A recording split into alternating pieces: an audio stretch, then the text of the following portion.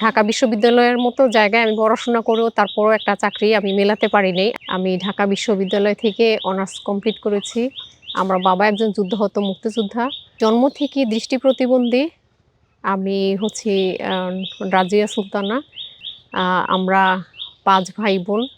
আমি honours complete করেছি আ ২০১৭ সালে।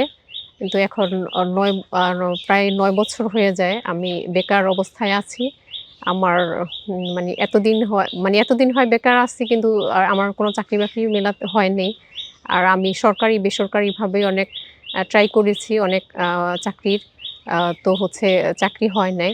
তো আমারও তো ইচ্ছা আছে আর ছোটবেলা থেকেই অনেক ইচ্ছা ছিল। অনেক, যেটা সত্যি বলতে গেলে যে একটা সরকারি চাকরি করব বা বড় একটা চাকরি করব, ভালো একটা চাকরি করব বা আমার উচ্চ আশা মানি সবসময় আমার স্বপ্নটা উচ্চ আকাঙ্ক্ষার ছিল যে কোনো অফিসে জব করব আরকি। তো আমার সেই সুযোগটা হয় নাই। ঢাকা বিশ্ববিদ্যালয়ের মতো জায়গায় আমি পড়াশোনা করেও তারপরও একটা চাকরি আমি মেলাতে পারিনি। আমিও তো স্বাভাবিক মানুষের মতোই একজন মানুষ। কারণ হচ্ছে আমার চলাফেরা সবকিছু মিলে তো আমি মনে হয় সবার মতোই। আমি দেখি না জাস্ট, কিন্তু আমি সবার মতোই একজন।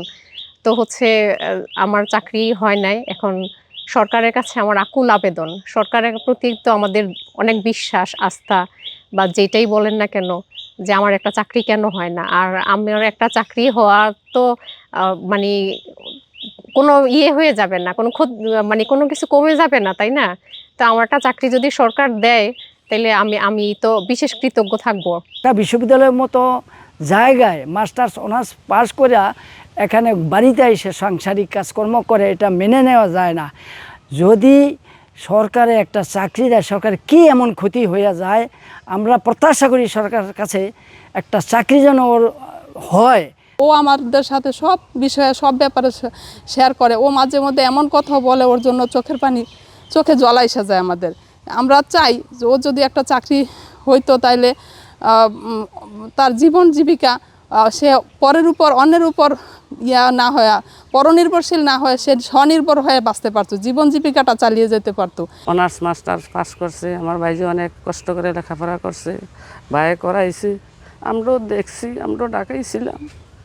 দেখি কি করবো, ভাইজি তো মার গর্ভে থেকে প্রতিবন্ধী, অন্ধ, কিছু করার নাই। ওর কষ্টে কষ্টে জীবন গেছে, এখনও কষ্ট। এরপর যদি ওর একটা চাকরি হয়, ওর জীবন চালায় যাইব।